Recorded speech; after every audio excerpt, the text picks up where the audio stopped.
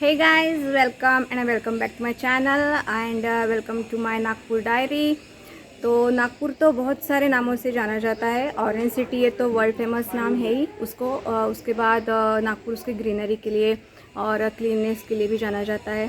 और ऐतिहासिक स्थल भी है यहाँ पे। और नागपुर के आसपास भी बहुत सारी चीज़ें हैं हम मतलब टूरिस्ट प्लेसेस के लिए।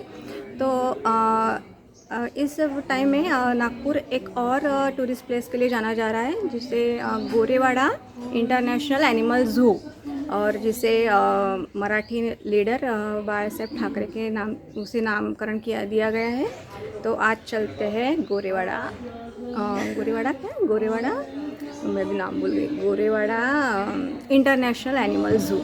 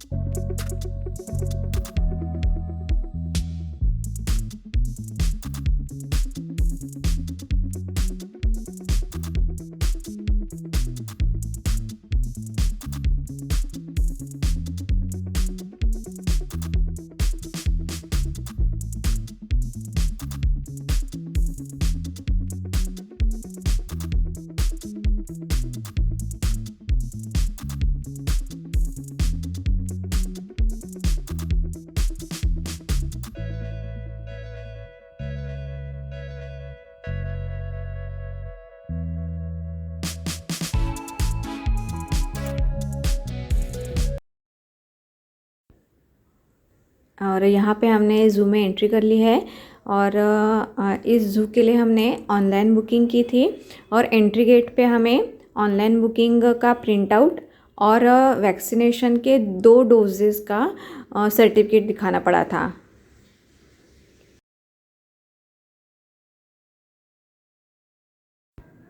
ये पूरा ज़ू काफ़ी बड़े एरिया में फैला हुआ है। यहाँ तो सिर्फ एंट्री गेट है और यहाँ पे टिकट काउंटर है, रेस्टोरेंट है, और जो मेन ज़ू एरिया है वो टिकट काउंटर के पीछे से है।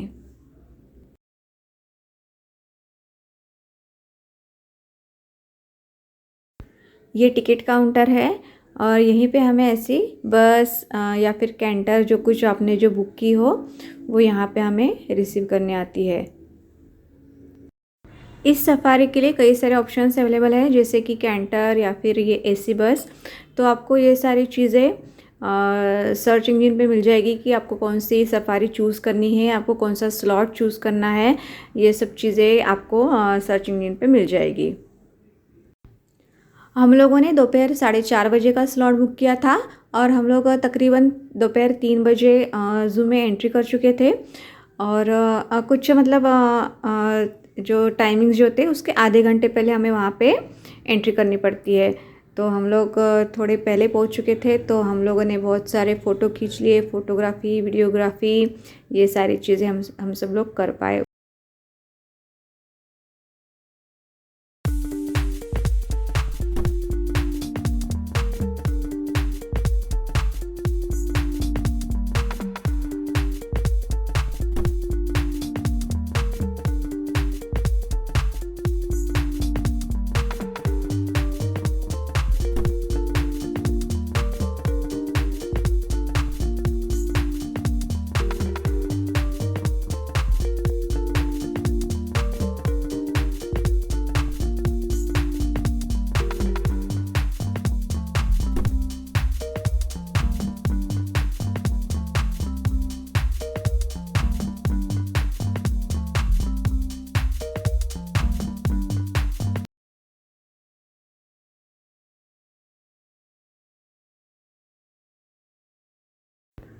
फ़ोटोग्राफी के लिए बहुत सुंदर सुंदर बैकग्राउंड्स मिल जाएंगे यहाँ पे।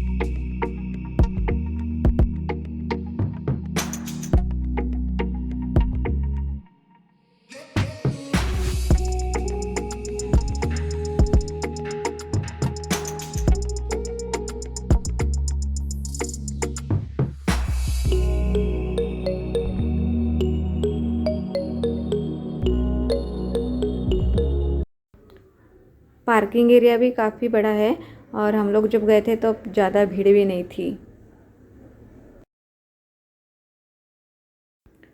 टिकट काउंटर के सामने हमारी बस आ जाती है और हमें एक लाइन लगा के बस में जाना पड़ता है और सैनिटाइज़र भी हमें वहाँ पे मिल गया था।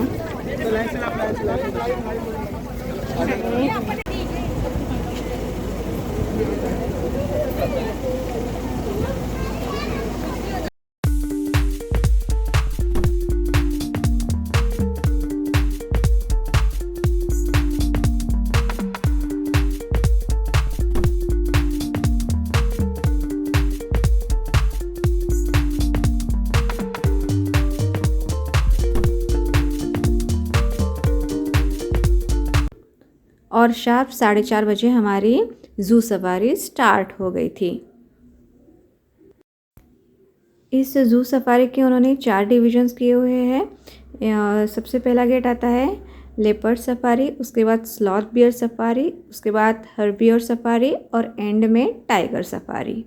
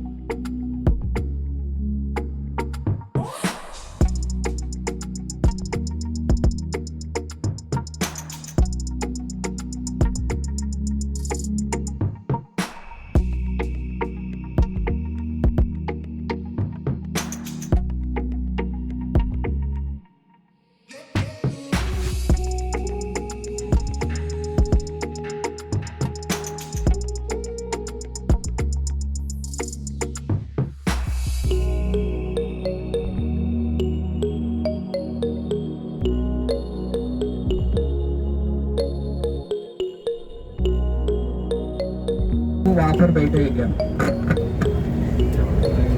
अगर लेफ्ट साइड में है, लेफ्ट साइड के पूरे लोग अपनी जगह पे बैठे रहेंगे, राइट साइड वाले खड़े हो सकते हैं।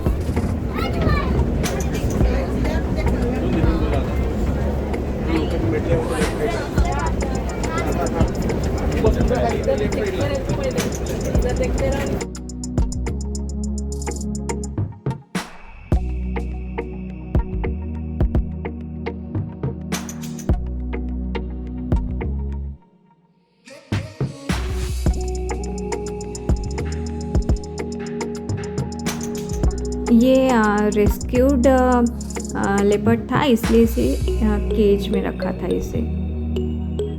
और इसके बाद हमें खुले में घूमता हुआ लेपर्ड दिख गया था।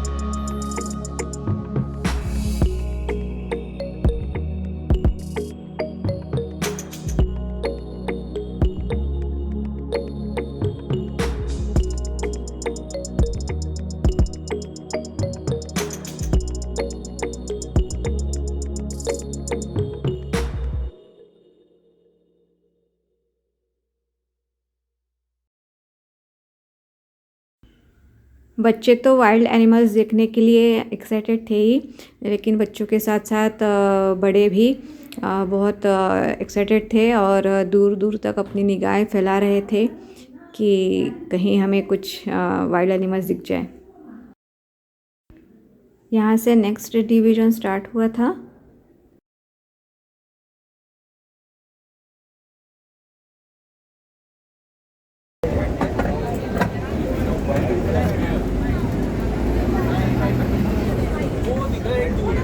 भैया राइट साइड में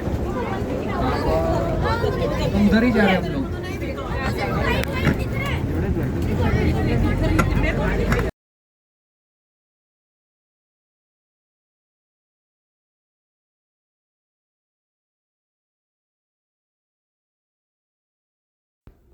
यहाँ वाइट बग्स का पूरा झुंड था।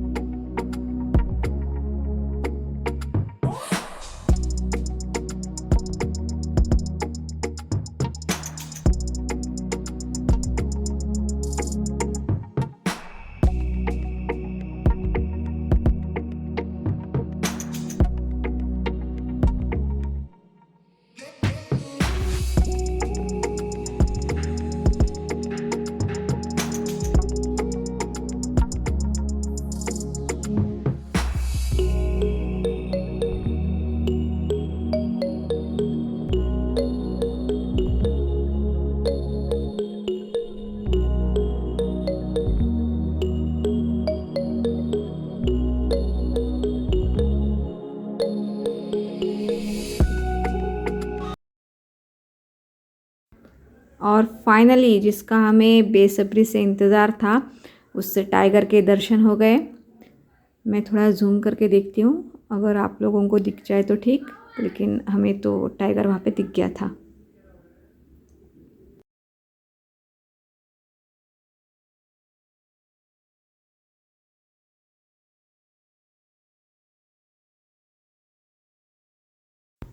किसी भी सफारी में वाइल्ड एनिमल्स दिखना ये तो पूरा लक पे डिपेंड होता है। किसी को 2-2, 3-3 टाइगर्स दिख जाते हैं, तो किसी को एक भी टाइगर नहीं दिखता है। ये टाइग्रेस है जो कि प्रेग्नेंट है। तो हमें गाइड ने पहले ही 5 मिनट पहले ही इंस्ट्रक्शंस दे दिए थे कि हम जब वहाँ पे पहुँचेंगे तो हमें बिल्कुल भी शोर नहीं मचाना है, एकदम साइलेंट रखना है और उसे डिस्टर्ब ना हो, इसका हमें ख्याल रखना है।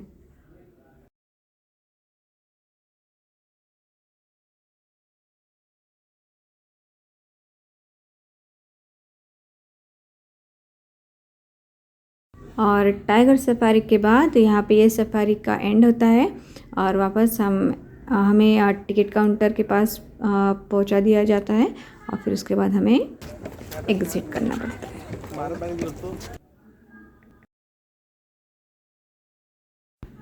और इस तरह से गोरेवाड़ा इंटरनेशनल ज़ू विज़िट हमारी रोमांचक रही और बहुत सारे फ़ोटो खिंचवा के हम लोग बैक टू होम के लिए निकल पड़े।